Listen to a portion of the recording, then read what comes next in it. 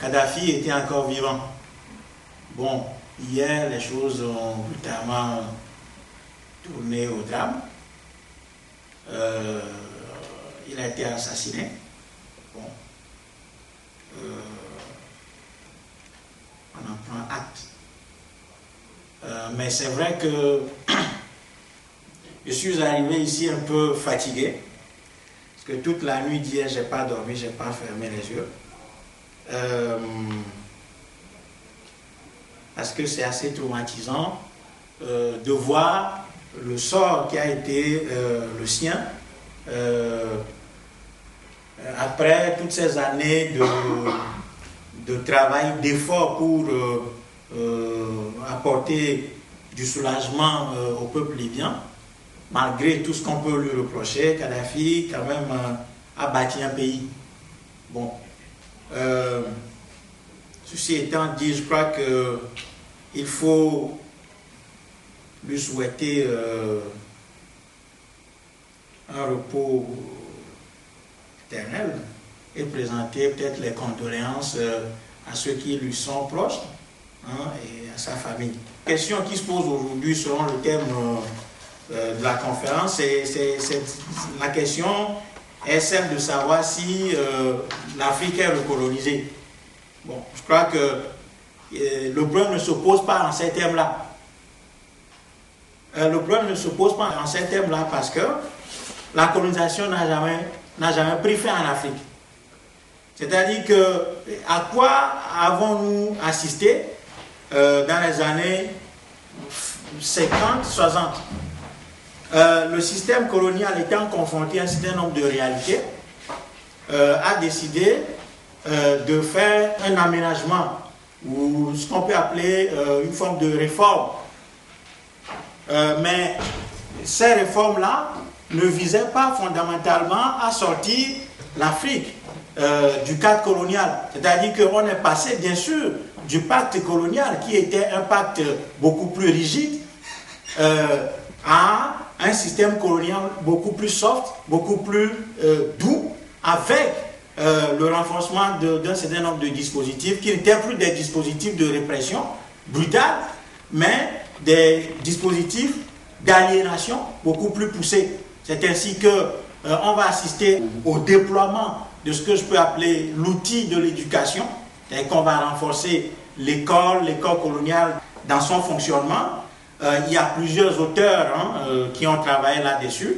Il y a les gens comme Pierre Fonsin, Brevier, Albert Sarraut, qui était ministre des colonies, et tant d'autres, Léopold de Saussure, qui ont, dans leur vision, demandé que la France sorte, en quelque sorte, de la colonisation dans sa forme brutale, pour aller vers une colonisation beaucoup plus soft, beaucoup plus organisée, beaucoup plus fondée sur ce que je peux appeler un travail psychologique, hein, aux Africains.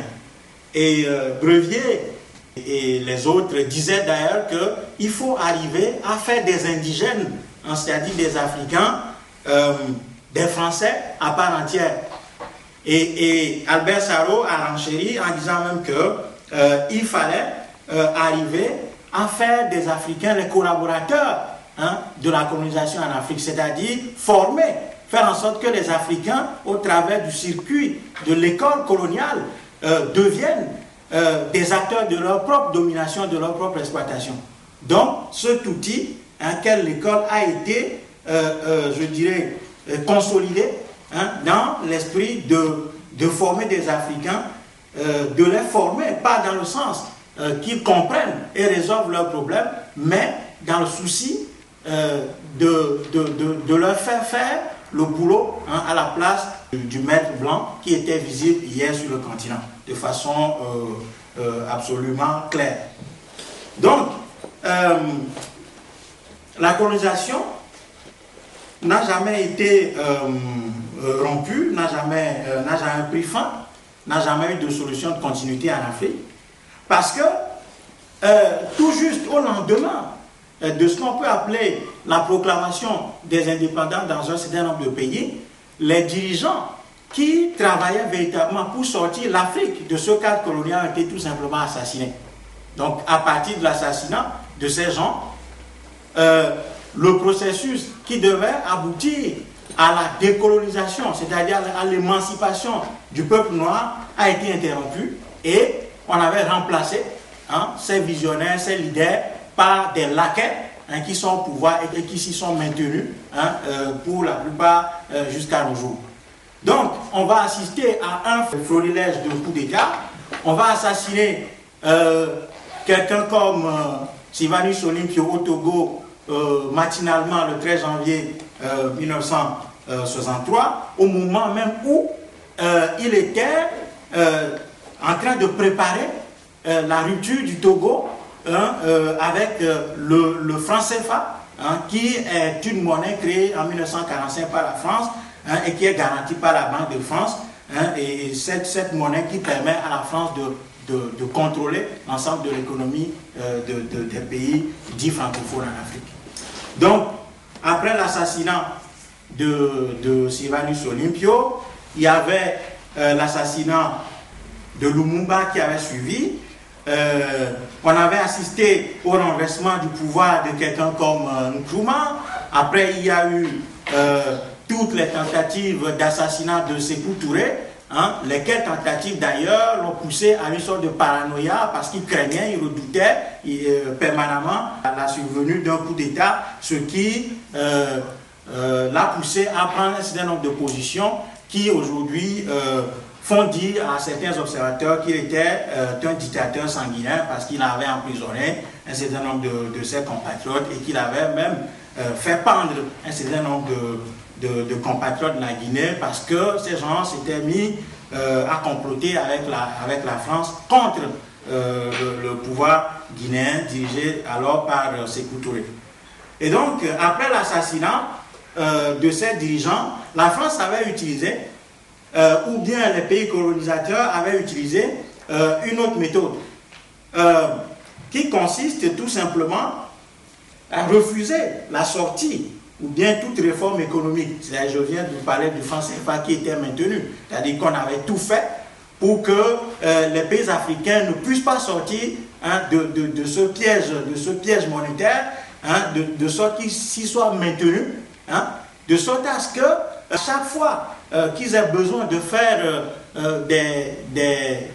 des projets, qu'ils soient coûte que coûte tenus de rendre compte à la France qui, à la fin, refusait de donner l'argent qu'il faut pour la réalisation de ces projets. Je rappelle aussi que le franc CFA, à l'origine, c'était le franc CFA, c'était colonies françaises en Afrique.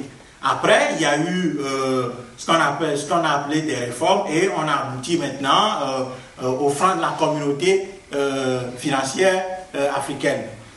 Et donc, cette monnaie qui est créée par la France est garantie par la Banque de France et il y a un certain nombre de principes qui la régissent. Il y a ce qu'on appelle, je crois que beaucoup de gens le savent, la fixité des parités, c'est-à-dire que quelle que soit l'activité économique, quelle que soit l'activité économique des pays africains, le franc CFA avait un taux fixe par rapport au franc français. Voilà, c'est-à-dire que cette monnaie n'était pas soumise à des fluctuations des activités économiques, c'était un taux fixe. Donc, en l'occurrence, un franc français égalait à 50 francs CFA. Bon, après, il y a eu la dévaluation en 1994 et cette monnaie a chuté, la valeur de cette monnaie a chuté et elle était tombée à 1 franc français qui s'échangeait contre 100 francs en Afrique. Bon, donc après cet aspect ou bien cet outil monétaire qui est utilisé contre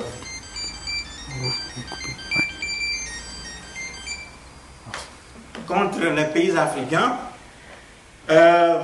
il y avait ce qu'on appelait aussi la coopération. Donc, la coopération en ce sens que la France envoyait régulièrement auprès des pouvoirs africains des conseillers, des experts et tout, qui, soi-disant, conseillent les pays africains à aller dans le bon sens. Effectivement, ces gens-là étaient mandatés par leur pays et travaillent effectivement dans l'intérêt bien compris de leur pays, et les résultats sont là. Ces gens n'ont rien conseillé du tout, et les résultats sont devant nous. Donc, la vérité est que, comme je l'ai dit d'entrée en matière, la colonisation n'a jamais pris fin. Si la colonisation avait pris fin en Afrique, on aurait pu assister, par exemple, à la survie des pères des indépendances. Ces gens-là auraient pu mener à terme les projets dont ils étaient porteurs, la veille de ce qu'on appelait la proclamation des indépendances en Afrique. Ensuite, on était avec ce qu'on appelait le vent de l'Est qui avait soufflé. L'Afrique était projetée dans ce qu'on a appelé les processus démocratiques avec l'organisation des élections.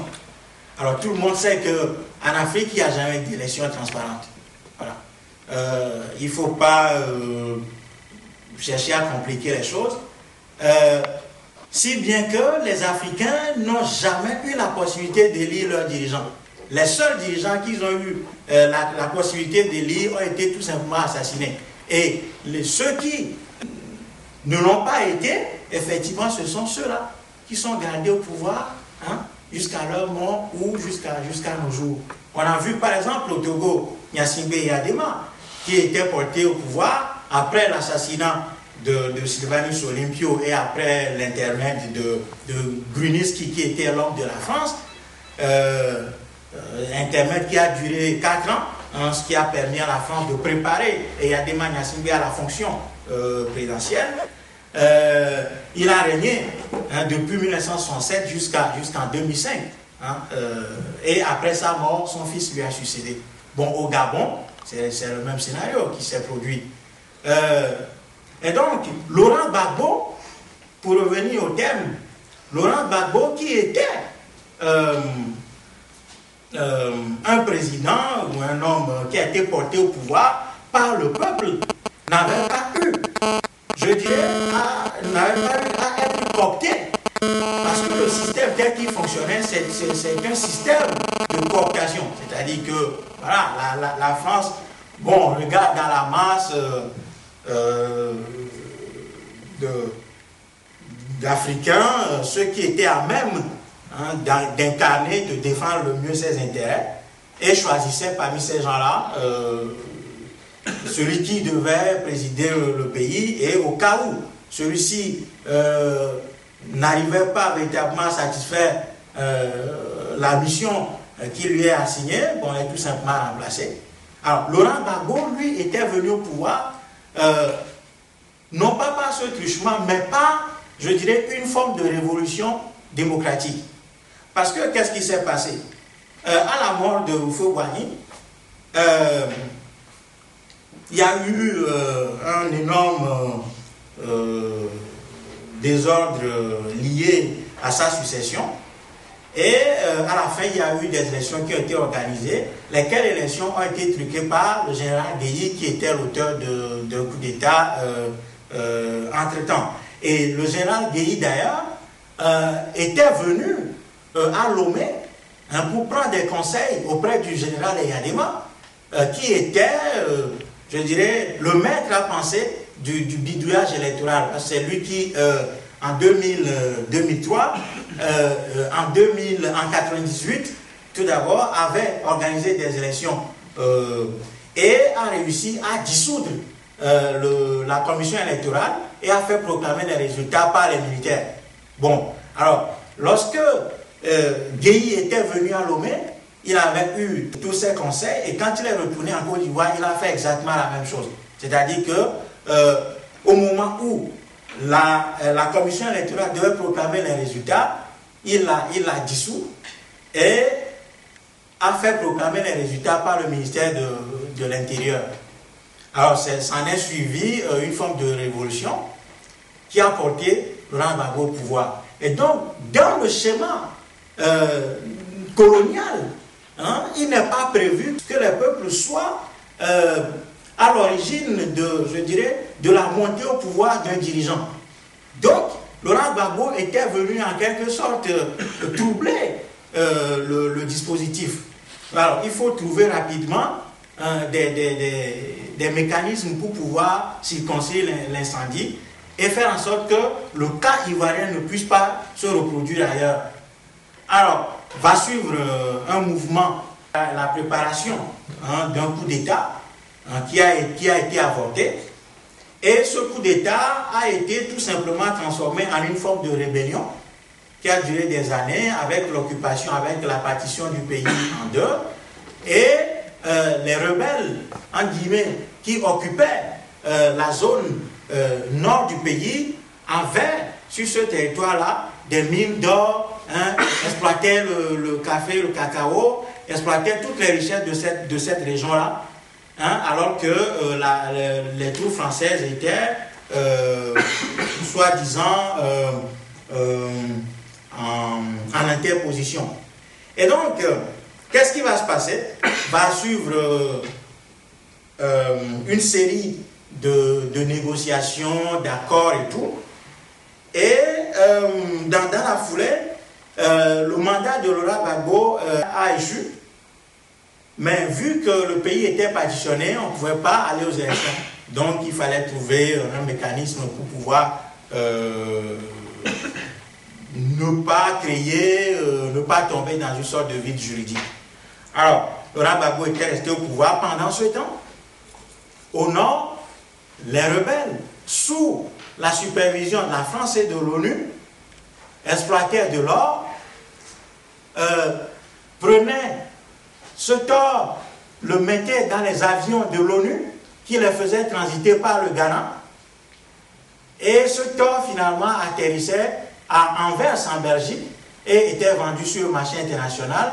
Cet argent est collecté et cet argent sert à acheter des armes en Occident et lesquelles armes étaient remises dans les avions de l'ONU et étaient livrées dans la zone des rebelles en attendant le jour d'une élection en Côte d'Ivoire. Donc, ce truc a duré, on ne savait pas.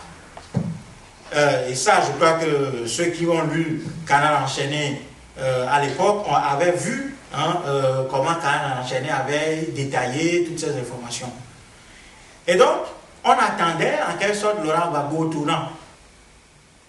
Et malheureusement, je crois que lui-même aussi a commis un certain nombre d'imprudence et il avait finalement accepté que les élections se fassent dans ces conditions. Bon, tout le monde a vu ce qui s'est passé. La France avait voulu porter coûte que coûte Alassane Ouattara au pouvoir, sous prétexte que Alassane Ouattara a été élu par les Ivoiriens, alors que la Cour constitutionnelle, la Côte d'Ivoire, avait donné la victoire à Laurent Gbagbo, alléguant un certain nombre d'irrégularités et de fraudes qui ont été enregistrées dans les fiefs de l'opposant ou bien d'Alassane Ouattara. Et donc, la France avait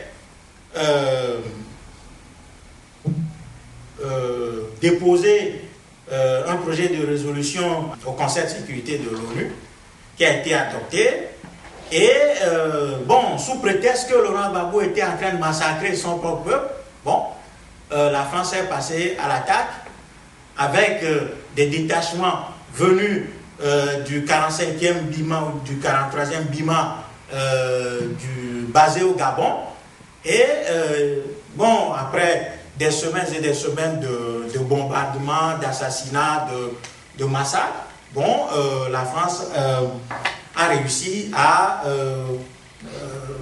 défoncer la présidence de Laurent Gbagbo et l'a capturer. Je crois que tout le monde avait vu les images, nul besoin de revenir sur tout ceci. Et alors, mais ce qu'on n'avait pas vu, en revanche, c'est que contrairement à ce qui a été dit, c'est l'ambassadeur de France en Côte d'Ivoire qui a personnellement conduit cette mission. Et on l'a vu, il y a un reportage qui a été fait par Arte, dans les reportages que Arte diffuse tous les samedis à 19h15. Il y avait eu à l'époque un reportage de Arte montrant un ambassadeur de France sur le terrain des opérations en train de donner des instructions, etc., jusqu'à ce que le président Laurent Gbagbo a été capturé et remis à ses adversaires qui l'ont placé sous résidence surveillée jusqu'à ce jour.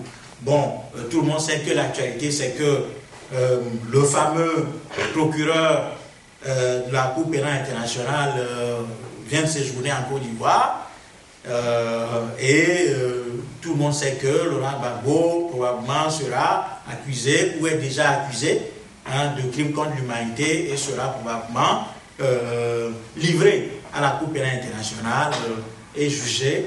Bon, et peut-être connaîtra-t-il le sort de Milosevic et de tant d'autres qui sont passés par la porte de ce qu'on appelle la justice internationale, qui n'est pas si internationale que ça, parce qu'il y a d'autres criminels qui écrivent leur mémoire, qui boivent du petit lait dans leur salon et qui donnent des conférences un peu partout dans le monde. Donc, voilà, résumé brièvement ce qui s'est passé en Côte d'Ivoire. En ce qui concerne la Libye, profitant en fait de ce qui se passait, ou bien de ce qui s'est passé en Tunisie, les puissances occidentales qui lorgnaient depuis longtemps les richesses de la Libye, parce que tout simplement il avait bombardé déjà à plusieurs reprises, il avait tenté à plusieurs reprises d'assassiner Muammar Kadhafi. Bon, ont profité de cette situation pour susciter ce qu'ils appellent une révolution qui aurait pour point de départ Benghazi. Bon, cette histoire de révolution pacifique qui était en train d'être écrasée par le sanguinaire dictateur Kadhafi s'est retrouvée contredite par plusieurs faits. Alors, le premier fait qui vient contredire cette version, c'est que au moment où les médias nous annonçaient la répression, la mort de 6000 personnes, de 6000 civils tués par Kadhafi, et ça, c'était Amnesty International qui l'avait, non, la Ligue libyenne des droits de l'homme qui l'avait annoncé, qui est un des démembrements de la FIDH locale, avait annoncé Kadhafi qui réprimait la révolution et qui avait fait 6000 morts. Bon, tout de suite, tous les médias s'emparent de cette nouvelle annonce à la une de leur publication. Quelques heures après, on dit non, c'est pas 6000, mais c'est 3000. On s'est trompé de chiffre, c'est 3000. Bon, après on dit non, c'est pas 3000, c'est 300. Bon. Et ainsi de suite. Bon, jusqu'à présent, on n'a pas vu les massacres, les bombardements de l'armée libyenne qui aurait tout simplement massacré des manifestants aux mains nues.